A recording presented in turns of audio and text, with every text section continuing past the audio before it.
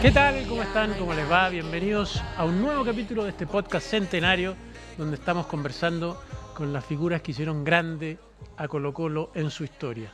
Historias de títulos, historias de grandes partidos, de goles, de momentos especiales, de momentos tristes también, porque la historia de un club en 100 años tiene de todo.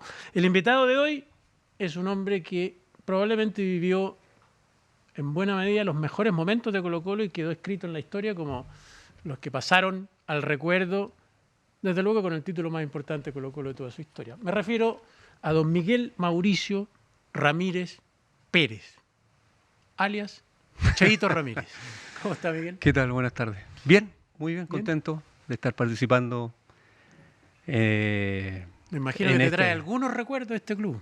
No, montones. Montones de recuerdos porque en el fondo esto es para los que vivimos y tuvimos la suerte, como tú dijiste, de estar en los momentos más importantes de la historia de Colo-Colo. Para nosotros es un privilegio, un honor ser parte de lo que se vivió en esa época difícil como país, en la cual pudimos unir un país que estaba medio dividido por las contingencias que habían políticas que habían en el momento. Y fue maravilloso, fue lindo estar en ese periodo.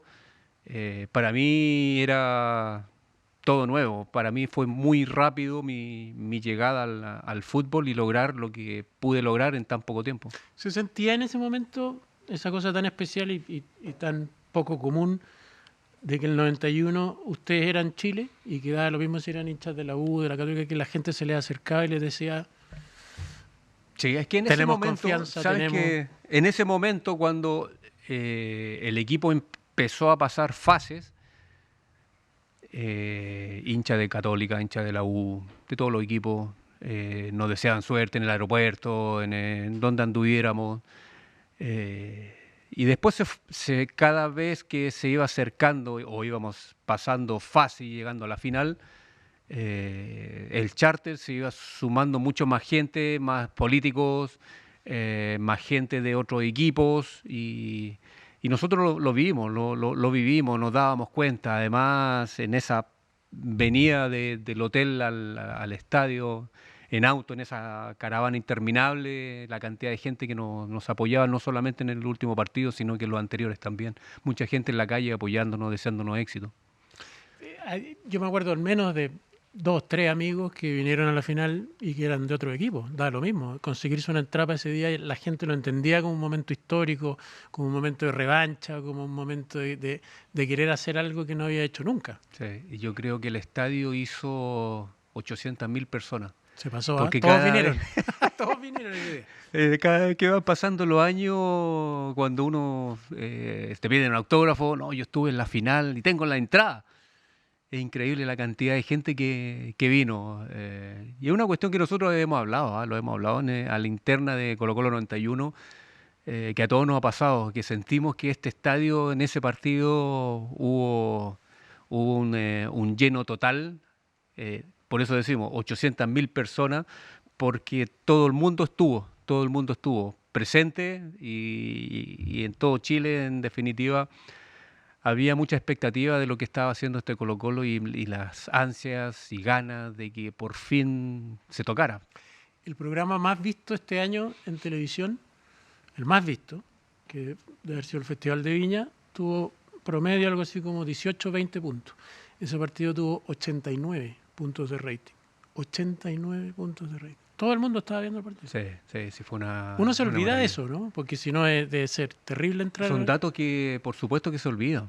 No, pero en el momento tú te olvidas que te está... Porque en el momento, sí. Porque si no se vuelve loco, ¿no? Sí, no. Si lo que pasa es que uno, por lo menos, ¿qué me pasaba a mí? Que en la avenida desde el hotel al estadio, uno llegaba con una adrenalina porque iba en la caravana, íbamos esquivando autos, metiéndonos calle en contra del tránsito, porque los carabineros nos tiraban por otro lado, siguiendo el auto adelante. Entonces, lo que se vivía y cómo nosotros llegábamos acá no era necesario después del calentamiento previo al partido. Entonces, ver las caras de la gente, la alegría, la felicidad que había, cómo se metió la gente a la cancha una vez que salimos campeones, eh, uno lo tiene presente, pero lo que a mí se me va todo lo que se vivía fuera del estadio, cómo estaba la gente, cómo lo disfrutó, cómo lo vivió. Eso para nosotros en el tiempo nos ha permitido con los archivos de televisión darnos cuenta de lo que Recuperar esa logramos. memoria, Exacto, que ahí no se exacto. fijaban. ¿Te sentiste campeón con el partido en Asunción ya? Cuando empataron allá dijeron, ya tendría que pasar algo muy extraordinario para que no seamos campeones. Sí, lo sentíamos. La primera valla yo creo que fue la pasada con Boca. Claro. El haber pasado Esa era la final, a en ese el fondo, equipo, ¿no? sí. Era la final anticipada porque ese equipo fue formado justamente para salir campeón, lo de Boca. Y después, claro, cuando fuimos a jugar a Paraguay contra Olimpia en el partido de ida, en la cual también tuvimos, Rubén Espinosa tuvo un par de oportunidades, Rubén Martínez también tuvo para convertir, y nos podríamos haber venido con un triunfo. Yo creo que nos dio como que estábamos abriendo la puerta para quedarnos con esa copita y siento que fue muy importante lo que hicimos allá, porque el convencimiento estaba. Que había que apretar un poquito más Sí, ahora, sí, después cuando empezaron a quedarse afuera, bueno, Rubén que lo expulsaron, el Pato que estaba lesionado, Dabrowski que estaba Dabrowski, sí. lesionado. eh, Pero ahí habla, ¿sabes qué? Ahí es lo que ahora como entrenador yo trato de inculcar, que cuando la oportunidad te llega, ya es tarde para prepararse. Entonces hay que estar preparado. Buena frase. Hay que estar preparado, hay que estar preparado para poder responder a la expectativa, responder al equipo, responder al entrenador, a la institución. Y los muchachos que fueron jugando en la medida que hubo lesionado, hubo suspendido, siempre respondieron. Ahora eran poquitos, Éramos poquitos, eran poquitos pero los que entraron, porque en el fondo entraba Peralta cuando jugaban afuera, entró al principio jugaron un poquito Salgado y el mismo Lucho Pérez, pero en general eran los 11 y uno más. arriba cambiaba más, Claro. arriba, claro, la delantera. Pero todos estaban preparados. Y eso, el Leo Herrera, el Chico Pérez, no habían jugado. No habían Y jugado. podrían Jugaron la haber final. dicho, ya no jugamos. Exactamente. Y estuvieron en la final y fueron importantes, clave para la obtención de la Copa Libertadores. Y me hace mucho sentido esa frase que te acabo de decir. Es bonita, repítela. Que cuando la oportunidad te llega, ya es tarde para prepararse. Por eso hay que estar Perfecto. preparado con anticipación. Eso es. Hay que prepararse para justamente ganarse Para esa lo posibilidad. impensado. Exactamente. Oye, y tú que eres un hombre serio, cuando uno habla, no sé, no digo que ellos no lo sean, por supuesto, con el Pato, con el Coca, dicen, no, nosotros nos dimos cuenta en la Leonera que íbamos a ser campeones de América. ¿Medio Barzuflay o verdad que sintieron algo distinto? No, yo creo que fue algo distinto, ¿ah? Desde la pretemporada, por la reunión que los referentes del equipo tuvieron estas típicas reuniones que hay para la obtención de los premios, cómo los vamos a distribuir durante el año, qué objetivos hay, y se habló hasta la Intercontinental.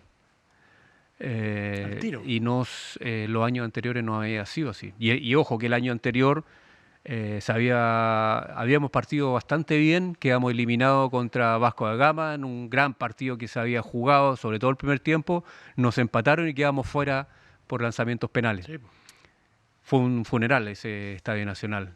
Y yo creo que ese porrazo nos sirvió mucho para darnos cuenta que había que trabajar un poquito más, había que ser un poquito más serio, había que preocuparse más de los detalles, había que prepararse mucho más individualmente y colectivamente.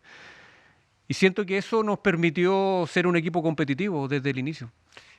Igual para muchos, no solo el inicio fue difícil, sino que generó el mismo plan de trabajo de Mirko, generó una lógica a la que no estaban acostumbrados. Tú, por ejemplo, jugar con línea de 3 y el Chano y Javier no era una costumbre para nada, tuvieron que acomodarse a eso y fue parte del secreto de alguna manera, ¿no? No estábamos acostumbrados en el juego, en el fútbol, porque veníamos de trabajar con Arturo. Arturo llegó el año 86 y formó un plantel que fue dando la base importante del equipo que obtuvo la Copa Libertadores. A mí no se me hizo difícil el cambio. ¿Por qué? Yo jugué muchos años básquetbol y en el básquetbol se marca mucho al hombre. Hay mucha marcación, mucho roce, mucha anticipación, mucho salto, mucho instruir, mucho leer la jugada. Entonces, Esto lo he visto, dijiste. para mí fue fácil. Lo tengo. Sí, sí, y lo incorporé rápido, lo incorporamos rápido. Y con Javier, que también era un jugador joven, que también venía con hambre de triunfar, se nos hizo fácil porque al lado tuvimos un jugador de jerarquía, un jugador que hasta el día de hoy impregna y irradia respeto y siento que esas situaciones que cada uno fue viviendo nos permitió sacar lo mejor aprendido de cada uno, a pesar de que nosotros éramos jóvenes. Con Javier era de los más chicos. El Chano era el hombre de experiencia junto con Jaime, Raúl y el Lalo en mitad de campo, que al final fue un todo. Yo creo que fue un todo. O sea, aquí ¿Se hablaban harto o poco dentro de la cancha? mucho, ¿Mucho? mucho. Sí, era un canasto de gatos adentro. Sí, nos hablábamos. Sí, lo importante es que, y lo hemos repetido muchas veces, cada uno sabía lo que tenía que hacer y lo hacía. Cada uno sabía cuál era la pieza del equipo. Es como un reloj. Cada reloj tiene una enormidad de piezas y cada pieza hace que el reloj funcione. Y cada uno de nosotros dentro del equipo era una pieza importante del equipo. Entonces cada uno sabía lo que tenía que hacer. No quería hacer ni más ni menos, sino que hacer lo que se espera de cada uno. Ahora, eso obliga a un nivel de, no sé si sencillez es la palabra, pero tienes que ser capaz de darte cuenta que eres una pieza. Humildad. Porque, obvio, porque Sí. normalmente alguien legítimamente también puede decir, no, pues me tengo que, yo quiero irme a jugar al Milan o al Real Madrid, tengo que ser yo el que haga todo. Sí. Y podría haber sido, sin problema. Rubén Espinosa estuvo prácticamente en casi todos los goles, por no decir todos, en todos los goles de la Copa, del campeonato. Uno que cambió de puesto también. Marcelo Barti era el hombre desequilibrante junto Sí. al Pato y el Coca, y fácilmente ellos podrían haber querido sobresalir más que el resto. Claramente podrían haber hecho una diferencia con el resto, todo lo contrario. O Ahí está podrían no haber creído. la humildad de cada uno para ponerse al servicio del equipo. Podrían no haber creído también. Que Rubén dijera, no, yo no soy 10. Además, Que Pizarro dijera, no, yo juego más al medio, no me voy a ir por una de las bandas. O que el Coca dijera, yo vengo acostumbrado a otra cosa. Eso podría, si no hubieran tenido la disposición para eso, a lo mejor habría sido todo muy distinto. eso, por supuesto, y sobre todo con la llegada de un técnico nuevo, un técnico que vino a imponer sus términos y su metodología, y que afortunadamente desde el primer partido donde se ganó a Universidad Católica en septiembre 16 de septiembre parece que fue, acá en el Monumental 1-0. Yo hice el gol, ¿verdad? Sí, me acuerdo. Y yo creo que eso nos permitió irnos dando cuenta que se podía. Modificamos de línea de 4 a línea de 3, jugamos con una línea de 3 con stopper siguiendo a los delanteros, y eso era una cuestión nueva para muchos. Y los resultados nos fueron respaldando y nos fueron avalando y nos fueron dando ese aire para ir mejorando y creciendo. Y ahí se produjo una cosa que me acuerdo como si fuera hoy, que puede haber tenido alguna dosis de injusticia, pero una vez que Colo-Colo, con esa lógica futbolística, fue campeón y con esos nombres, venía la Copa América 91 acá, Sí. con Chile de local. Entonces todos pensábamos, y la prensa sigue siendo pesadita, decía, ya, pues, está dicho, es Colo-Colo, un par más, no sé, está Ivo Basay, por ahí está el Coque, qué sé yo, pero hay que seguir jugando igual, línea de 3, todo arriba, y el técnico era Arturo, y Arturo dijo, no, pues, vamos a jugar con línea 4, tú jugaste de 6, Sí, volante. cambió todo. Entonces la gente era muy crítica porque decía, pero ¿por qué no hacen lo mismo que hacían en Colo-Colo?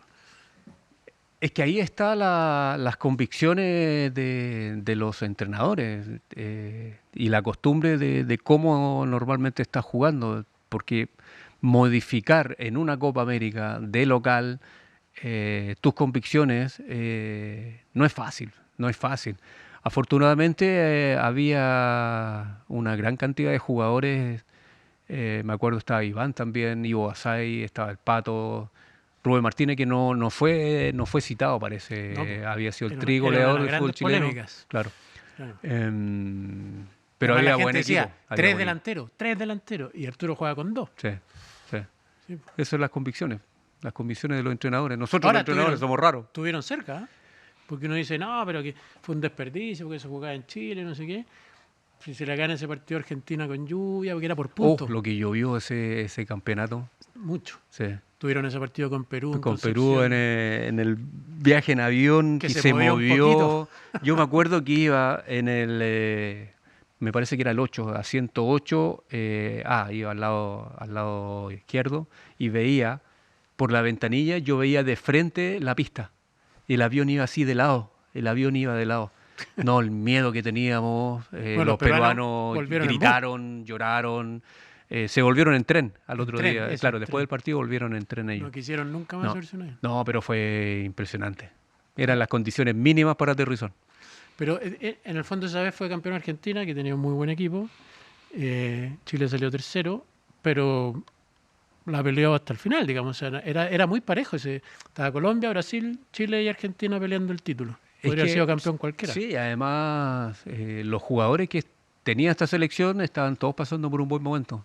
Eso ayudó mucho al funcionamiento del equipo. Lamentablemente no pudimos lograr esa ansiedad porque hubiese sido redondo. No, campeón Copa Libertadores, campeón de la Copa América, hubiese sido redondito. Era todo.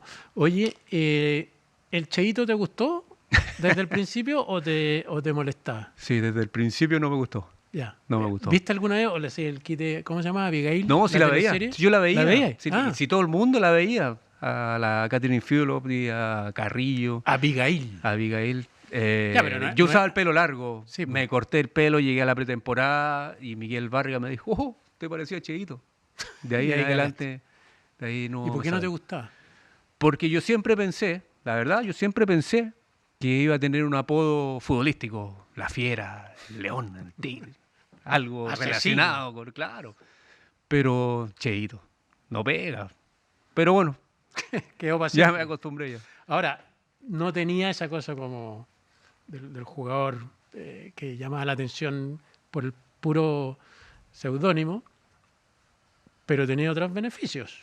Porque yo que soy de esa época, me acuerdo que señora acá presente, queridos auditores y auditoras, a veces tenía que salir en la maleta del auto después de los entrenamientos por la presión femenina, Las calcetineras. calcetinera. Eso lo viste tú más que nadie en ese equipo. Sí, el año 90, 91. Sí, dice, No, ni sí, siquiera dice, no, éramos, no, sí. Sí. Es que no era fácil, no era fácil. Pero es chico, además. Sí. Pero lo bueno que tuve gente de experiencia a mi lado que me agarraba de la orejita y me decía, No te la creáis, no te la creáis". aterriza, me bajaban de la nube. Eso es fundamental, los jugadores de experiencia en los planteles. Porque eso pasaba, ¿eh? O Sí. sea, había mucha presión en términos afectivos de la gente, porque además Colo-Colo le iba muy bien, pero también había contigo una cosa Es distinta, que sabéis que especial. para mí fue muy rápido lo que yo viví en el fútbol, de ser un NN, de vivir en Lo Prado, de estar estudiando para ser mecánico, porque eso era lo que yo quería ser mecánico, estaba en una industrial. Y venir a probarme a Colo-Colo en el año 85 y quedar en Colo-Colo después de... Habían como 350 que se estaban probando. y ¿Te fui el probaste único. como defensa? Me probé como defensa central. De los 350 que se estaban probando, me acuerdo que me acompañó mi papá. Yo dije, aquí imposible, papá. No, si ya vinimos, tienes que quedarte. O te pruebas o te pruebas. Me probé. De los 350 quedaron 100. De Pero los espérate, 100... ¿te obligaron un poco, Sí. tu papá? Sí, porque a mí lo que pasa es que yo era demasiado tímido. demasiado tímido. A mí me hablaban y no podía mirar a los ojos, me ponía colorado, una vergüenza, era súper vergonzoso. Entonces cuando llegamos acá al Monumental, había más de 350. Nos dividieron el defensa, los arqueros, los medios, los delanteros, así iban haciendo equipos. ¿Quién estaba mirando, te acordáis?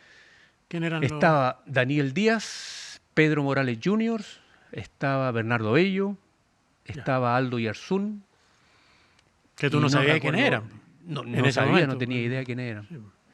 De los 350 quedaron 100, de los 100 a la semana después quedaron 50, de los 50 quedaron 20, de los 20 quedaron 10, de los 10 quedaron 5, y de los 5 de esa prueba que solamente yo. ¿Solo tú? Solo yo. Y me inscribieron en primera infantil. Al tiro. Claro. ¿Y te tocó hacer algo que la gente dijo, chuta, este gallo es bueno? ¿Te acordáis así como, no sé, fuiste a algún cruce, anulaste a alguien, saliste jugando? ¿Qué? Yo creo que la barrida, me barrí un par de veces y me anticipé varias pelotas y cabeceé otras. Porque con el básquetbol a mí me permitía y tenía la coordinación para saltar, para hacer tiempista, para poder anticipar. Tenía para el timing que daba el básquet. Sí. Entonces fue súper rápido. El primer año estuve en primera infantil, me subieron después a la juvenil, me subieron después al grupo de proyección. Del grupo de proyección me subieron al primer equipo el año 87, el 88 debuté y el 89 empecé a jugar. En un año y medio, en 2 años, el mecánico desapareció. Me tuve que cambiar de colegio, al Liceo Cervantes, y ahí tenía que estudiar en las tardes porque en las mañanas tenía que venir a entrenar. ¿Y te quedó dando vueltas lo de la mecánica y no sé qué? Nunca. O sea, siempre Lo que pasa es que mi papá era maestro chasquilla, le hacía absolutamente a todo, y yo era su ayudante. Entonces, en el tema manual... ¿Y hasta hoy? ¿O hoy día en la casa no haces nada?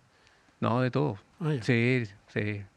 Yo no le hago asco a absolutamente nada, desde barrer a la pala, al chuzo, pero hay gente negada. Yo soy negado, por ejemplo. No, sí, me gusta el arte manual, sí, me encantan. La jardinería también. Con mi papá hicimos un par de construcciones. Yo después le ayudaba a él en el tema del auto. No, sí me gusta. Oye, y cuando empezó esta cosa, este bichito del fútbol y viste que ya había alguna posibilidad, ¿tenía ya alguien en la cabeza que era como, yo quiero ser como este? Que lo miraba ahí en los partidos en la tele o en el estadio. Cuando entrenábamos acá en cadete, después nos quedábamos a mirar, yo me quedaba a mirar el primer equipo. Y me llamaba la atención Fernando Astengo, Oscar Rojas, el flaco Hugo, que era de los más jóvenes. Hugo González, para los que están escuchando. Hugo González, exactamente, flaco Hugo. Y como eran defensas centrales también me identificaba con ellos, entonces yo trataba de hacer lo mismo. Y recuerdo un día, estábamos en juvenil y nos invitaron a hacer fútbol contra el primer equipo. Y en un córner viene una pelota aérea y yo voy a saltar a cabecear. Yo dije, esta pelota es mía, salto livianito y veo acá arriba a Fernando Astengo. Y me llamó la atención el brinco que tuvo.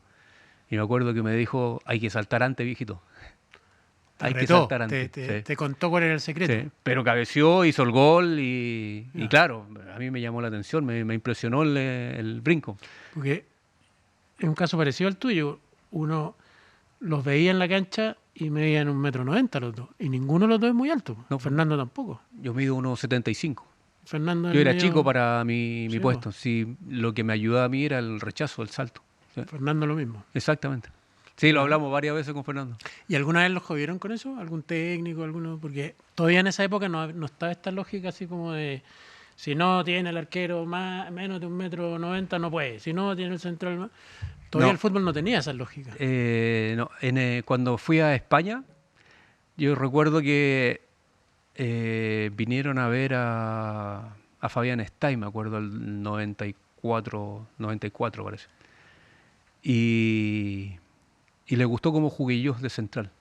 Y me llevaron a la Real Sociedad de central.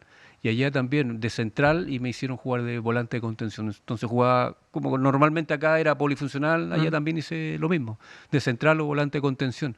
Y me dijeron, vamos a tratar de mejor de volante de contención porque Porque no muy eres tan bajo, alto. eres muy bajo. Pero después cuando vieron como mi rechazo, ahí me pusieron de central un par de partidos también. Baresi, Cannavaro, el propio Fernando, Gary en algún momento. No se necesita. Se necesitan otras cualidades más bien. Sí, te puede ayudar, digamos. Lectura de juego, Sí, timing. estar anticipando, estar leyendo lo que está haciendo el rival, dónde va a poder lanzar, cómo está picando el rival. Es como uno lo viva, como uno lo viva.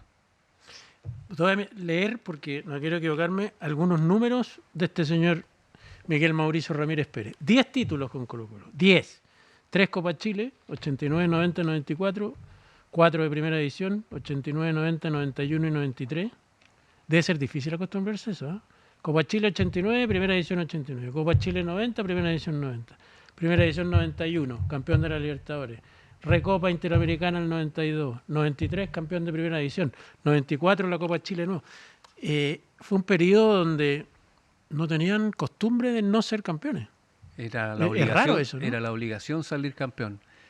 Pero además lo lograron. La primera vuelta olímpica, me acuerdo, fue un partido Copa Chile contra Universidad Católica en el Nacional y mis papás estaban en la tribuna. Me parece que fue esa o fue el año siguiente. 89. 89. Y me acuerdo que termina el partido, salimos campeones y subo corriendo a la tribuna y le regalé la camiseta a mi papá. No tenía idea cómo era la vuelta olímpica, qué se hacía, no tenía idea de nada. Yo lo único que hice, terminó el partido, nos saludamos y subí a la tribuna a entregarle la camiseta a mi papá. Después quedé sin camiseta. Y después dieron la vuelta olímpica. ¿Juntan las cosas? ¿Eres de tener guardadas cosas o poco? Yo lo único que tengo es de la del 91. El resto, razones obvias. Mi hijo las guardó, pero la usaba. Pero la única que tengo guardada es la número 6 del 91. ¿Tú eras del plantel de los que molestaban a Rubén y a Lucho Pérez con que no iban a saber qué hacer cuando salieron campeones para la vuelta olímpica? Al día de hoy. Hasta el día de hoy, no. Pero después te tocó al revés, porque te fuiste a la Católica y saliste campeón. Sí. No, y a nosotros, a Rubén y a mí, principalmente a Rubén, ¿eh? Principalmente a Rubén, nos molestan porque porque fuimos los que más tuvimos la copa una vez que la entregaron. No la soltamos nunca. De veras que en la vuelta olímpica... Pero en la vuelta olímpica nosotros no la tomamos cuando inició. Nosotros la tomamos cuando terminó, sí, cuando llegó ahí a llegaron a la barra blanca. Exactamente. Y ahí es donde más fotos sacaron y lamentablemente para el resto, afortunadamente para nosotros, salieron casi todas las fotos con la copa en la mano. Con los hinchas detrás de la reja. Sí. Pues esas son todas las fotos de ese día. Oye, fuiste capitán 2 veces en los 2 periodos distintos en Colo-Colo. El segundo periodo, que es el 2004 al 2005, pasan 2 cosas que son bien especiales. Para muchos hiciste el mejor gol de tu carrera, ese gol de media cancha a Everton. ¿Es para ti también el mejor gol? Sí. Ya, cuéntala firme. Dijiste, voy a sacar la pelota porque estamos en el medio. Salimos. Sí, ¡salgamos! O dijiste, si la llego a agarrar llena... Mira, lo que pasa es que el día anterior, recuerdo que como el partido fue en Sausalito, nosotros concentramos en Algarrobo y entrenamos en Casablanca el día anterior. Perfecto. Entrenamos en Casablanca. Y cuando termina el entrenamiento, Ricardo, que era el entrenador, Ricardo Dabrowski, con Ormeño, su ayudante, estaban practicando los balones detenidos, los córneres a favor. Y con eso terminábamos. Y como yo en el córner a favor no iba a cabecear, porque ya estaba viejito, ya no saltaba, me quedaba yo en mitad de cancha. Entonces estábamos atacando el arco norte y en el arco sur habían balones, ya se habían venido todos y fue el kinesiólogo Pedro Oñate, fue a buscar los balones y lo empezó a tirar para el medio porque ya se acababa el trabajo que se estaba haciendo.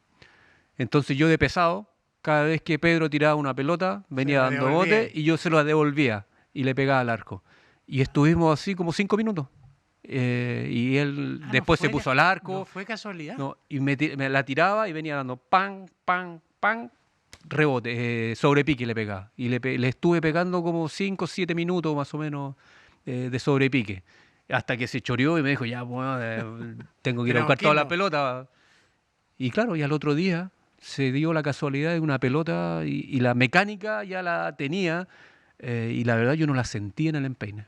No la sentí, fue una pelota tan... Es como si le hubiese pegado una pelota de playa, de esa que tienen puro aire. Sí. Realmente no la sentí en el empeine y fue parejita, no se fue elevando y entró donde entró porque yo creo que el destino quería que entrar ahí. No, yo no la tiré ahí, yo le pegué al arco. ¿A los 2 metros o ya cuando al final nomás? Que la pelota iba a ser peligro de gol al menos. Cuando iba entrando al área. Ya. Cuando iba entrando al área, porque vi que no se elevó, porque iba poquito elevándose. No, y cuando entra y donde entró, no la quería creer. Impresionante. ¿Y se lo fuiste a celebrar con él o no? Sí, hasta el día de hoy nos molestamos. Es por ti. Sí, sí, sí. Y bueno. sí había terminado contracturado ese entrenamiento el día anterior. Si antes del partido me tuvo que masajear el cuádriceps porque habíamos estado rematando mucho rato. Oye, en esa misma segunda etapa en Colo-Colo también viviste algo que estábamos hablando en unos podcasts anteriores con Miguel Acebal, que él decía que había sido arquero desde chico, que casualidad terminó siendo otra cosa en la cancha. Esa vez jugaste un partido al arco. Al arco, sí. Con Temuco. Sí. ¿Por qué fue eso? Porque a mí, si había una cuestión que a mí me gustaba cuando chico era porrearme. Saltar, tirarme, volar, me gustaba el arco, me gustaba jugar al arco. Y da la casualidad que en ese partido a Claudio lo expulsaron, ¿no? O se lesionó, no me acuerdo. La cuestión es que ya habían hecho todos los cambios y ¿quién se pone el arco? Yo me pongo. Yo con 1,75 yo me pongo el arco. Si al saltar no tocaba el horizontal. Y en el estadio de Temuco, donde el área grande, era un lomo de toro. ¿Te acuerdas que la cancha no era muy buena? No era muy buena. Y el cal que le echaba, la cantidad de cal, era un lomo de toro. Y me acuerdo que una pelota me tiró Úbeda para atrás. Yo no la podía tomar y pasa por la línea y pegó un saltito y la pude controlar. Pero no tuve mayores problemas. ¿Y nadie se opuso en eso? No, nadie. ¿Todo no, dale nadie. nomás? Sí. ¿Pero lo hacía ya a veces en los entrenamientos? O... Sí, sí, me gustaba. Sí me gustaba. Por eso te digo, si a mí me gustaba porrearme. Ya. O sea, te dijeron, es obvio que vaya Miguel. Aparte era el mayor, así que lo que dijo el mayor... Sonaron. Oye, y después viene toda la etapa ya ahora como técnico. Te lo he preguntado otras veces, pero me imagino que un sueño por cumplir ese técnico de Colo-Colo, del equipo adulto de Colo-Colo, ¿no? Sí, por supuesto. ¿A qué entrenador no le gustaría dirigir el club de donde uno salió? Tal como cuando llegué a Colo-Colo el año 85 y me fui poniendo objetivos a corto, a mediano y a largo plazo, es uno de los objetivos que tengo. Puede que a lo mejor me lo tenga que saltar, pero el destino lo decidirá. En un futuro, quién sabe. Pero ahí te voy a enfrentar a propósito de lo que habíamos conversado antes, con una disyuntiva que no es menor, porque uno tiene convicciones como técnico, pero cuando llegas a un club como Colo-Colo, como, qué sé yo, Real Madrid, alguna convicción a lo mejor hay que dejar de lado porque tienes que salir a ganar, tienes que ser ofensivo, tienes que... ¿Has pensado en esa lógica? Sí, sí. Uno como entrenador a la larga se va poniendo más flexible y va entendiendo el juego. Pero mi forma de jugar es como me enseñaron acá, como me enseñaron a jugar acá. A ir adelante, agresivo, arriesgar. Así como juego. Por eso en mi equipo no hace muchos goles, por eso no es fácil para los que me contratan, porque saben que somos un cuerpo técnico que arriesga. Y siempre, y les digo lo mismo, es porque fui criado así. Y aquí en Colo-Colo todos son criados así, que hay que arriesgar, que hay que ir hacia adelante, que hay que ganar, tener la obligación siempre. Si estás jugando a las cartas, las bolitas, una pichanga, hay que ganar. Se puede dar, puede que no, pero siempre la intención es ir hacia adelante. ¿En qué momento como técnico sentiste que estabas más cerca de lo que siempre pensaste que tenía que ser un equipo tuyo? En este proceso en Iquique, en O'Higgins, en Wander, en Lobo de Conce, ¿en qué momento dijiste esto se está pareciendo a lo que he buscado? En dos equipos, en Wander y en Iquique. En los dos equipos es donde me he sentido mucho más interpretado con mi visión del juego, con mi visión del fútbol que quiero proyectarme en el tiempo. Esos dos equipos son los que me han dado las mayores alegrías como entrenador. Ahora, nada se parece a esto, ¿no?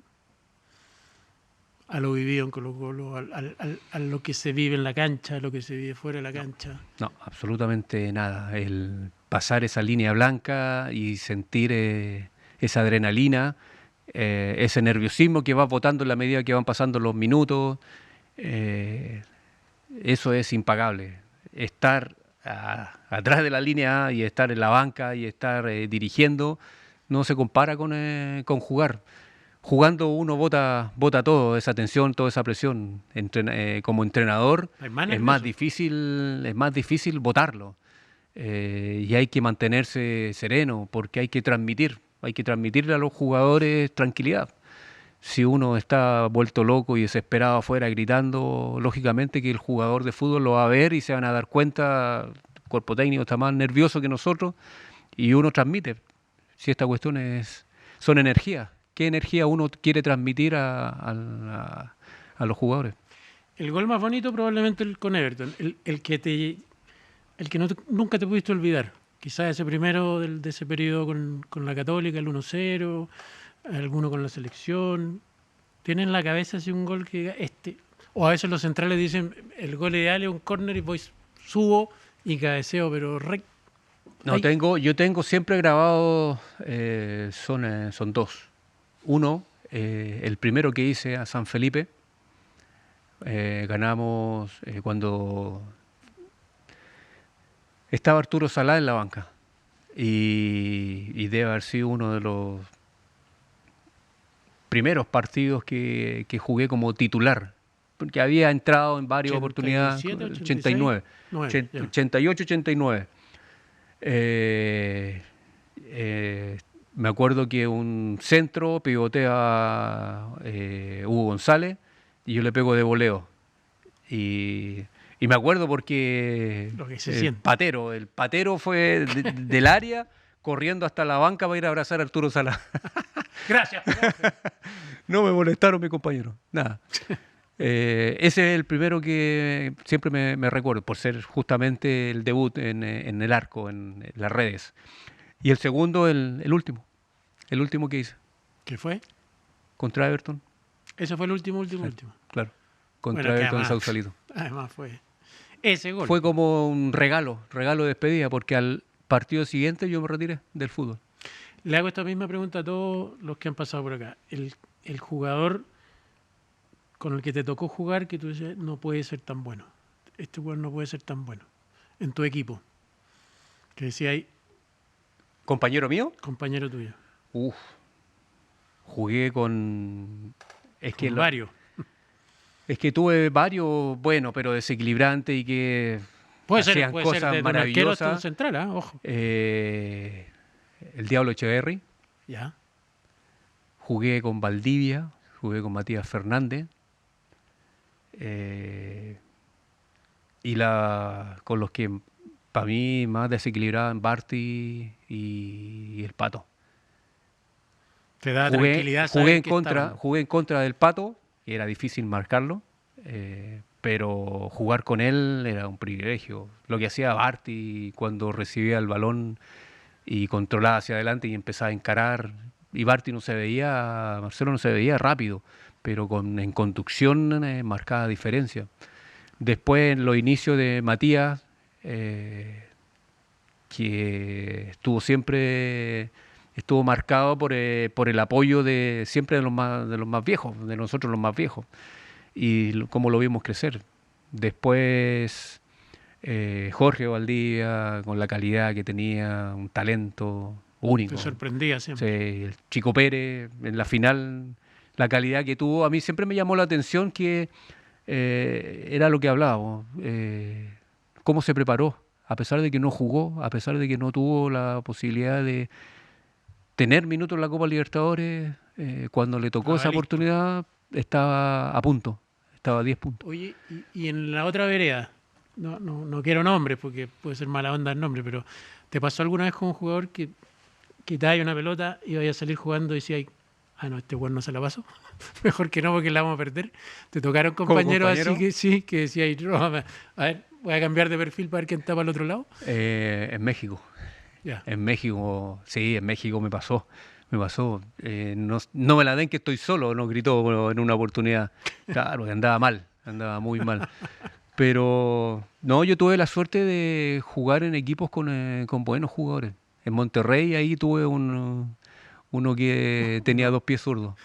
Puede ser. Miguel, muchas gracias por tu tiempo, muchas gracias por los recuerdos. Yo sé que la gente lo agradece muchísimo. Te tenemos unos recuerdos y unos regalos para agradecer tu venida al podcast centenario. ¿Qué año? Eso también es un privilegio, estar los que estamos vivos para este año 100. Para tanta gente que pasó por la historia de Colo-Colo es un real privilegio. La bebida oficial del club, los audífonos de Philips, que son los oficiales también del club. Estos son buenos también, ¿eh? Muy buenísimo. Extraordinario. Buenísimo, extraordinario. Llévatelo si quieres. Y el banderín del podcast. Qué bueno. Así que si guardas cosas, esta por favor guárdala. Incluso la bolsita es bonita para que tengas un recuerdo de, como te digo, este privilegio que es estar aquí conversando con Colo-Colo justo el año que se cumplen el centenario. Un honor, un privilegio estar aquí dentro de los 100 años. Muchas gracias por la invitación. Gracias, Miguel. Miguel Cheito, no le gusta. Miguel Mauricio Ramírez, un crack como jugador, como entrenador, como persona. Nosotros nos encontramos en el próximo podcast centenario.